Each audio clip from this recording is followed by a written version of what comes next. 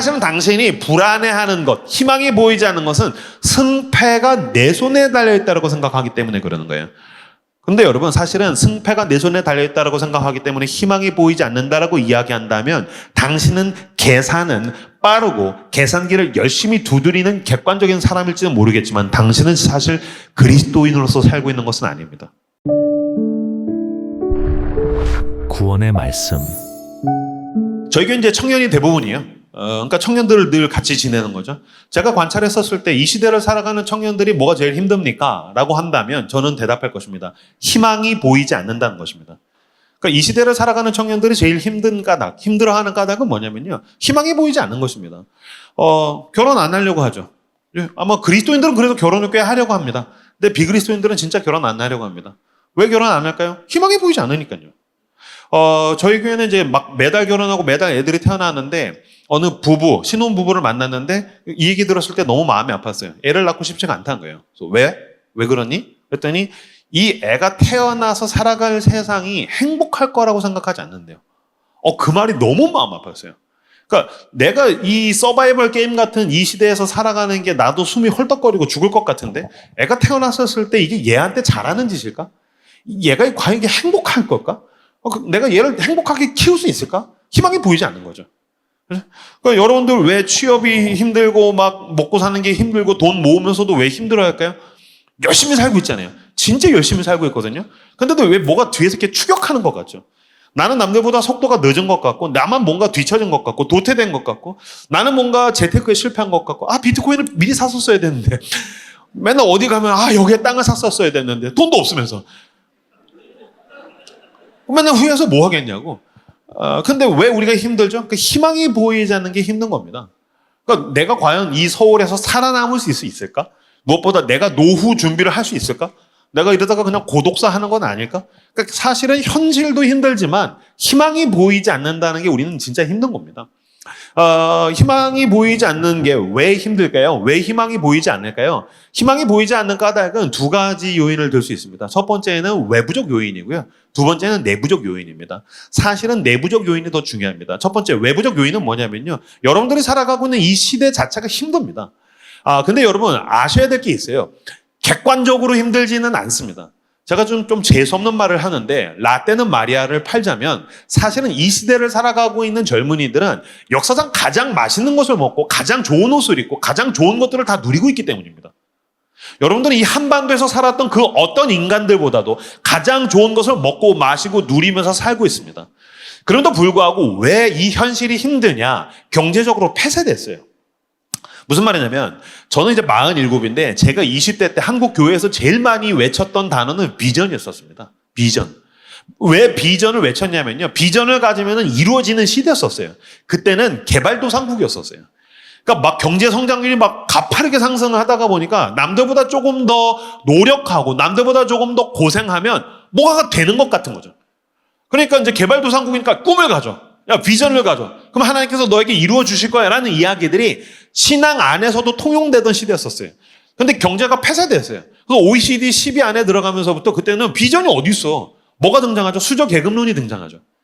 아무리 열심히 해도 안 되는 놈은 안 돼. 금수저, 은수저, 흙수저. 우린 정해져 있어. 난 흙수저야. 너는 보니까 나무젓가락이구나. 막 그러면서 이렇게. 왜 그런 자조적으로 수저계급론이 등장을 하는 거죠? 안 되는 거니까요. 그러니까 내가 아무리 노력을 해도 계층 이동은 안 되는 거예요. 수저계급론을 넘어가니까 요새 이제 무슨 말이 나오는 거죠? 이생망이 나오는 거죠. 목사님, 이번 생은 망했어요. 이번 생은 망했어요. 난 그 말이 너무너무 마음이 아파요. 뭐 연애 한두 번 실패하고 취업 몇 번 실패했다고 이번 생은 망했다는 거예요. 그럼 나 같은 40대 후반은 어떻게 한다니? 근데 계속 이번 생은 망했어요. 그 말을 하는 것은 이 여러분들이 살아가고 있는 세상 자체가 경제적으로 너무 폐쇄됐어요. 그러다 보니까 어떤 가능성이, 희망이 보이지 않는 시대를 사는 거죠. 근데 사실은 희망이 보이지 않는 이유는 두 번째가 더 중요합니다. 뭐냐면요. 내부적 요인이에요. 내부적 요인. 내부적 요인은 뭐죠? 내 삶이 내 손에 달려있다고 생각하는 거예요. 내 삶이 내 손에 달려있다고 생각하는 거예요. 그렇기 때문에 희망이 보이지 않으니까 힘들어하는 거예요. 잘하고 못하는 것, 승패가 자기의 손에 달려있다고 생각하기 때문에 희망이 보이지 않는 거예요. 근데 여러분 그거 아십니까? 성패. 그러니까 내가 잘하고 못하는 게 내 손에 달려있다라고 지금 이야기하는 것 자체가 당신은 사실은 어느 정도 이상 올라와 있다라는 뜻이에요. 최고급은 사실은 안전하겠죠. 왜냐면은 뭘 하든 사실은 괜찮아. 그래서 사실 집이 부유하지 않습니까? 그럼 얘네들은 굉장히 여유롭습니다. 왜냐면요, 사업을 하든지 뭐 스타트업을 하든지 실패를 해도 집에 돈이 많아요.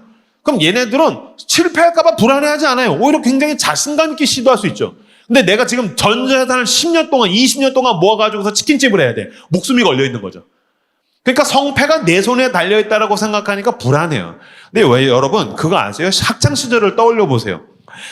공부를 웬만큼 하는 애들이 불안해하는 거예요. 그리고 이제 20등에서 이렇게 왔다 갔다 하는 애들이지, 막 위에 너무 똑똑한 놈들이 많은 것 같아. 얘네들이 희망이 보이지 않아서 힘들어요. 근데 반면 이렇게 완전 바닥에 있는 애들 있죠. 보면 이렇게 30등 밑에 있는 애들, 얘네는 사실 불안해하지 않아요. 왜냐면 얘네는 시험 기간은 거의 버케이션이에요. 집중적으로 게임을 레벨업을 하는 시간이고, 나는 자유해 막 하면서 왜냐면 얘네는 승패가 달려있지 않아. 어차피 늘 패야. 내 삶은 늘 패야. 그러니까 얘네는 자유로운 거예요. 그러니까 사실은 당신이 불안해하는 것, 희망이 보이지 않는 것은 승패가 내 손에 달려있다고 생각하기 때문에 그러는 거예요.